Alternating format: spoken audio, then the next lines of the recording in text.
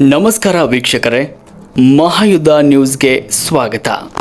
ತಮಿಳುನಾಡಿಗೆ ಕಾವೇರಿ ನೀರು ಬಿಡದಂತೆ ಪಂಜಿನ ಮೆರವಣಿಗೆ. ಕಾವೇರಿ ನೀರಿನ ವಿಚಾರದಲ್ಲಿ ಪದೇ ಪದೇ ಕರ್ನಾಟಕಕ್ಕೆ ಅನ್ಯಾಯವಾಗ್ತಾ ಇದ್ದು, ಶಾಶ್ವತ ಪರಿಹಾರಕ್ಕಾಗಿ ಪ್ರಧಾನಿ ನರೇಂದ್ರ ಮೋದಿ ಅವರು ಮಧ್ಯಪ್ರವೇಶ ಮಾಡಿ ಪರಿಹಾರ ಸೂತ್ರವನ್ನು ಕಂಡುಹಿಡಿಯಬೇಕು ಅಂತ ಕರ್ನಾಟಕ ರಕ್ಷಣಾ ವೇದಿಕೆ ರಾಜ್ಯಾಧ್ಯಕ್ಷ ಪ್ರವೀಣ್ ಶೆಟ್ಟಿ ಆಗ್ರಹಿಸಿದ್ದಾರೆ. ಕೆಆರ್ಪುರದಲ್ಲಿ ಕರ್ನಾಟಕ ರಕ್ಷಣಾ ವೇದಿಕೆ ಹಾಗೂ ವಿವಿಧ ಕನ್ನಡಪರ ಸಂಘಟನೆಗಳ ಒಕ್ಕೂಟಗಳು ತಮಿಳುನಾಡಿಗೆ ಕಾವೇರಿ ನೀರು ಬಿಡದಂತೆ ಕಾವೇರಿ ನೀರು ನಿರ್ವಹಣಾ ಮಂಡಳಿ ಮತ್ತು ರಾಜ್ಯ ಸರ್ಕಾರದ ವಿರುದ್ಧ ಹಮ್ಮಿಕೊಂಡಿದ್ದ ಪಂಜಿನ ಮೆರವಣಿಗೆಯಲ್ಲಿ ಭಾಗವಹಿಸಿ ಮಾತನಾಡಿದರು. ಕರ್ನಾಟಕ ರಾಜ್ಯದ ಜನತೆಗೆ ಕುಡಿಯುವ ನೀರಿಲ್ಲ. ಹೀಗಿರುವಾಗ ಬೆಂಗಳೂರು ಜನತೆ ಕಾವೇರಿ ನೀರನ್ನು ಅವಲಂಬಿಸಿದ್ದಾರೆ. ಬೆಂಗಳೂರು, ಕೋಲಾರದಿಂದ ರಾಮನಗರದವರೆಗೂ ಬೆಂಗಳೂರು ಬೆಳೆದಿದ್ದು ಜನಸಂಖ್ಯೆ ಕೂಡ ಹೆಚ್ಚಾಗಿದೆ. ಇಂತಹ ಪರಿಸ್ಥಿತಿಯಲ್ಲಿ ತಮಿಳುನಾಡಿಗೆ ಕಾವೇರಿ ನೀರು ಬಿಡುವುದು ಸರಿಯಲ್ಲ. ಮುಖ್ಯಮಂತ್ರಿಗಳು, ಸಂಸದರುಗಳನ್ನು ಒಳಗೊಂಡ ಸರ್ವ ಪಕ್ಷಗಳ ರಾಜಕೀಯ ನಾಯಕರನ್ನ ಸಭೆ ಕರೆಯುವುದಾಗಿ ತಿಳಿಸಿದ್ದಾರೆ. ಪ್ರಧಾನಿ ನರೇಂದ್ರ ಮೋದಿ ಅವರು ಕೂಡ ಮಧ್ಯಪ್ರವೇಶ ಮಾಡಿ ಶಾಶ್ವತ ಪರಿಹಾರಕ್ಕಾಗಿ ಸೂತ್ರವನ್ನು ಕಂಡುಹಿಡಿದು ನಮ್ಮ ರಾಜ್ಯಕ್ಕೆ ನ್ಯಾಯ ಒದಗಿಸಬೇಕು ಅಂತ ಆಗ್ರಹಿಸಿದರು. ಆಗಸ್ಟ್ 13ನೇ ತಾರೀಕು ವಿವಿಧ ಕನ್ನಡಪರ ಸಂಘಟನೆಗಳು ಕರೆ ನೀಡಿರುವ ಕರ್ನಾಟಕ ಬಂದ್ಗೆ ನಮ್ಮ ಸಂಘಟನೆ ಸಂಪೂರ್ಣ ಬೆಂಬಲವನ್ನು ನೀಡುತ್ತೆ ಅಂತ ತಿಳಿಸಿದ್ದಾರೆ. ಈ ಒಂದು ಸಂದರ್ಭದಲ್ಲಿ ಕೆಆರ್ಪುರ ಅಧ್ಯಕ್ಷ ಕೃಷ್ಣಮೂರ್ತಿ, ರಾಜ್ಯ ಉಪಾಧ್ಯಕ್ಷ ಶಿವರಾಜ್ ಗೌಡ, ನಗರ ಉಪಾಧ್ಯಕ್ಷ ಶ್ರೀನಿವಾಸ ರೆಡ್ಡಿ, ರಾಜ್ಯ ಸಂಘಟನಾ ಕಾರ್ಯದರ್ಶಿ ಲೋಕೇಶ್, ಕರ್ನಾಟಕ ನವ ಸಮಾಜ ನಿರ್ಮಾಣ ವೇದಿಕೆ ರಾಜ್ಯಾಧ್ಯಕ್ಷ ಸಾಹೇಬ್ ರೆಡ್ಡಿ, ಮದನ್, ಚಂದ್ರು, ಕಾರ್ತಿಕ್, ಅಶೋಕ್, ರಾಮ್ ಬಾಬು, ರವಿಚಂದ್ರ, ಭಾಗ್ಯಲಕ್ಷ್ಮಿ, ಪುಷ್ಪ, ರಾಜೇಶ್ವರಿ, ವಿನಯ್ ಗುಡಕಾರ್ ಮತ್ತಿತರರು ಈ ಒಂದು ಸಂದರ್ಭದಲ್ಲಿ ಉಪಸ್ಥಿತರಿದ್ದರು. ವರದಿ ವಿಎಸ್ ಮೌರ್ಯ, ಮಹಾಯುಧ ನ್ಯೂಸ್, ಬೆಂಗಳೂರು. ಸ್ವಲ್ಪ ಬ್ಯಾನರ್ ಟೈಪ್ ಮಾಡಿ.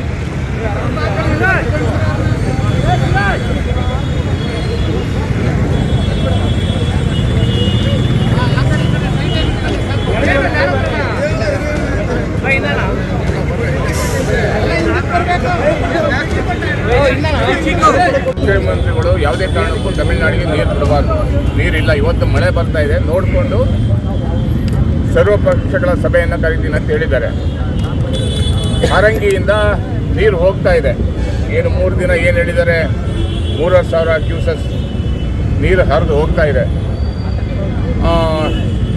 KRS ಡ್ಯಾಮಿಂದ ನೀರನ್ನು ಬಿಡಬಾರ್ದು ಅನ್ನುವಂಥ ಒತ್ತಾಯವನ್ನು ಮಾಡ್ತಾ ಇದ್ದೀವಿ. ಬೆಂಗಳೂರು ನಗರಕ್ಕೆ ಕುಡಿಲಿಕ್ಕೆ ನೀರು ಬೇಕಾಗಿದೆ. ಅದರ ನಡುವೆ ಮಾನ್ಯ ಮುಖ್ಯಮಂತ್ರಿಗಳು ಸರ್ವಪಕ್ಷಗಳ ಸಭೆಯನ್ನು ಕರೆದು ನಮ್ಮ ಲೋಕಸಭಾ ಸದಸ್ಯರು ಮಾನ್ಯ ಪ್ರಧಾನಮಂತ್ರಿಯವರನ್ನ ಮಧ್ಯಸ್ಥಿಗೆ ಕರೆಯೋದ್ರ ಮುಖಾಂತರ ಶಾಶ್ವತ ಪರಿಹಾರವನ್ನು ಕಂಡುಹಿಡಿಬೇಕು. ಕರ್ನಾಟಕ ಪದೇ ಪದೇ ಅನ್ಯಾಯ ಆಗಬಾರ್ದು ಅನ್ನುವಂಥ ಒತ್ತಾಯವನ್ನು ಮಾಡ್ತಾ ಇದ್ದೀವಿ. ಅದೇ ರೀತಿ 13ನೇ ತಾರೀಕು ಸಂಪೂರ್ಣ ಬಂದನ್ನು ಮಾಡ್ತಾ ಇದ್ದೀವಿ. ಬೆಂಗಳೂರು ನಗರ ಇವತ್ತು ಬೆಳೆದೋಗ್ಬಿಟ್ಟಿದೆ. ಹೆಚ್ಚು ಕಮ್ಮಿ ಕೋಲಾರದಿಂದ ನಮ್ಮ ರಾಮನಗರ ತನಕ, ಅದೇ ರೀತಿ ಕನಕಪುರದಿಂದ ತುಮಕೂರು ತನಕ ಬೆಳೆದಿದೆ.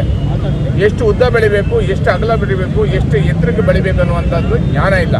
ಇವತ್ತು ಅಪಾರ್ಟ್ಮೆಂಟ್ಗಳು ಮೇಲಿಂದ ಮೇಲೆ ಬರ್ತಾ ಇದ್ದಾವೆ, ಕುಡಿಲಿಕ್ಕೆ ನೀರಿಲ್ಲ. ಇಂಥ ಸಂದರ್ಭದಲ್ಲಿ ಬೆಂಗಳೂರಿಗೆ ಶರಾವತಿಯಿಂದ ನೀರು ತರ್ತಿರೋ, ನೇತ್ರಾವತಿಯಿಂದ ನೀರು ತರ್ತಿರೋ, ಬೆಂಗಳೂರು ಜನರಿಗೆ ಒಂದು ಬ್ಲೂ ಪ್ರಿಂಟ್ ಮಾಡಿ ನೀರು ಯಾವ ರೀತಿ ಕೊಡ್ತೀರ ಅನ್ನುವಂಥದ್ದನ್ನ ನೀವು ಹೇಳಬೇಕನ್ನುವಂಥ ಒತ್ತಾಯವನ್ನು ಮಾಡ್ತಾ ಇದ್ದೀವಿ. ಮತ್ತು ಇಲ್ಲಿ IT-BTಗಳು ಅನೇಕ ಬಹುರಾಷ್ಟ್ರೀಯ ಕಂಪ್ನಿಗಳು ಬಂದಿದ್ದಾವೆ.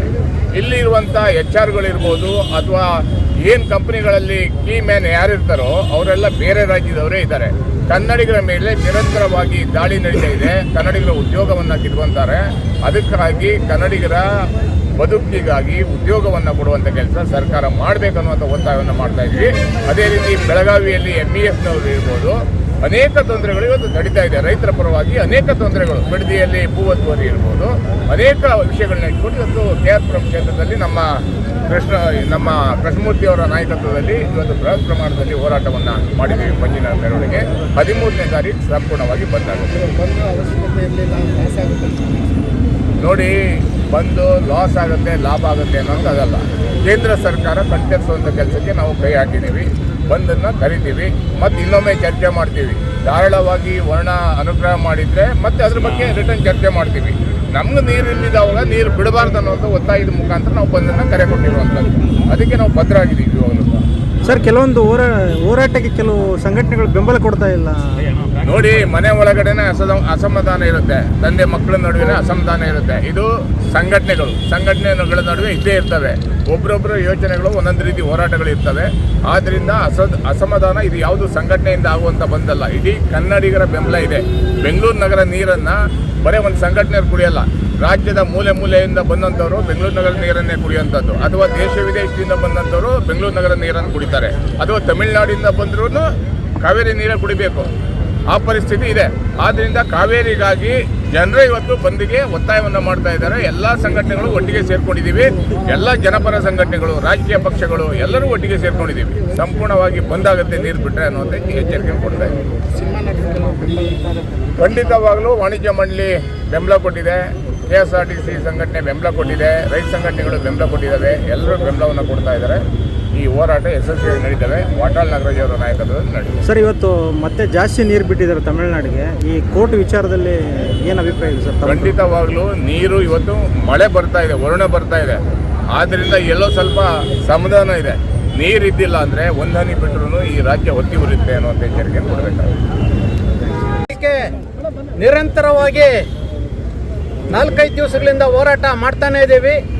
ಕಾವೇರಿ ಜಲನಯ ಪ್ರದೇಶದಲ್ಲಿ ಮಳೆ ಕೊರತೆಯಾಗಿ ನೀರಿಲ್ಲ.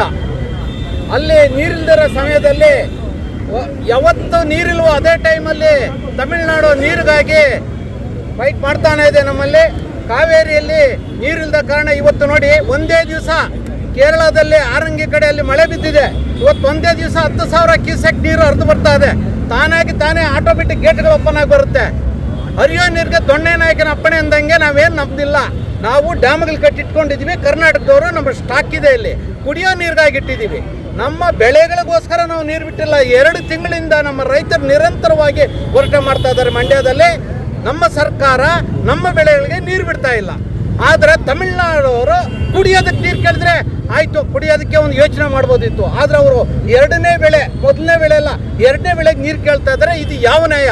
ಇದು ಕಾಲ್ ಕೆರ್ಕೊಂಬರ್ತಕ್ಕಂಥ ರಾಜಕೀಯ ಹೋರಾಟ. ಕಾವೇರಿ ನೀರನ್ನ ಇಟ್ಕೊಂಡು ಈ ತಮಿಳುನಾಡಿನ ರಾಜಕಾರಣಿಗಳಿರ್ಬೋದು, ಅಲ್ಲಿನ ಮುಖ್ಯಸ್ಥರಿರ್ಬೋದು, ಯಾರೇ ಕಾಲ್ ಕೆರ್ಕೊಂಡು ಪದೇ ಕರ್ನಾಟಕದ ಮೇಲೆ ದಬ್ಬಾಳಿಕೆ ಮಾಡ್ತಾರೆ. ಇವತ್ತೇನು ಕಾವೇರಿ ನೀರಿಲ್ಲ ಅಂದರೆ ನಿಮಗೆ ಮುಳುಗೋಗುತ್ತೆ.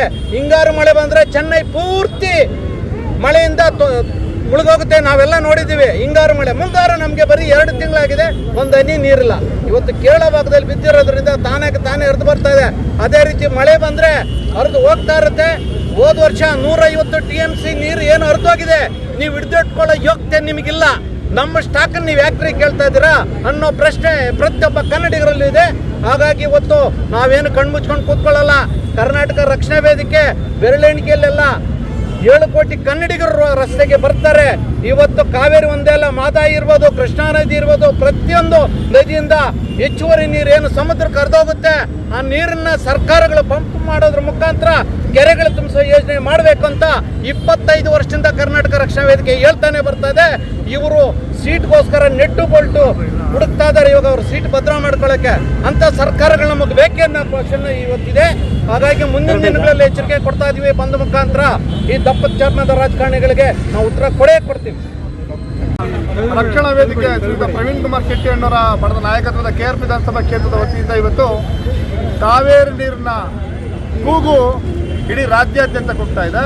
ಇಡೀ ರಾಜ್ಯಾದ್ಯಂತ ಇವತ್ತು ಕನ್ನಡಪರ ಹೋರಾಟಗಾರ ಇರ್ಬೋದು, ಎಲ್ಲರೂ ಸಹ ಇವತ್ತು ಬೀದಿಗಿಳಿದು ಪಂಜಿನ ಮೆರವಣಿಗೆಯನ್ನು ಮಾಡೋದ್ರ ಮುಖಾಂತರ ಇರ್ಬೋದು, ಇಲ್ಲ ಮೂಲದಹನ ಮಾಡೋದಿರ್ತಕ್ಕಂಥ ವಿಚಾರ ಇರ್ಬೋದು. ಈ ವಿಚಾರ ನಿಟ್ಟಿನಲ್ಲಿ ಯಾವುದೇ ಕಾರಣಕ್ಕೂ ರಕ್ತವನ್ನು ಬೇಕಾದರೆ ನಾವು ಹರಿಸುತ್ತೇವೆ, ಕಾವೇರಿನ ಬಿಡುವುದಿಲ್ಲ ಅನ್ನೋ ಒಂದು ಕೂಗೋದ್ರ ಮುಖಾಂತರವಾಗಿ ಇವತ್ತು ರಾಜ್ಯ ಸರ್ಕಾರ ಇರ್ಬೋದು, ಕೇಂದ್ರ ಸರ್ಕಾರ ಇರ್ಬೋದು, ಇವತ್ತು ಕಾವೇರಿನ ಯಾವುದೇ ಕಾರಣಕ್ಕೂ ನಾವು ತಮಿಳುನಾಡಿಗೆ ಹರಲಿಕ್ಕೆ ಬಿಡಲ್ಲ ಅಂತೇಳಿ ನಮ್ಮ ಈ ಕನ್ನಡಪರ ಸಂಘಟನೆ ಒಕ್ಕೂಟದ ಎಲ್ಲ ತೀರ್ಮಾನ ತಗೊಂಡು ಇದೇ ತಿಂಗಳು 13ನೇ ತಾರೀಕು ಬಂದ್ಗೆ ಕರೆ ಕೊಟ್ಟಿದ್ದಾರೆ.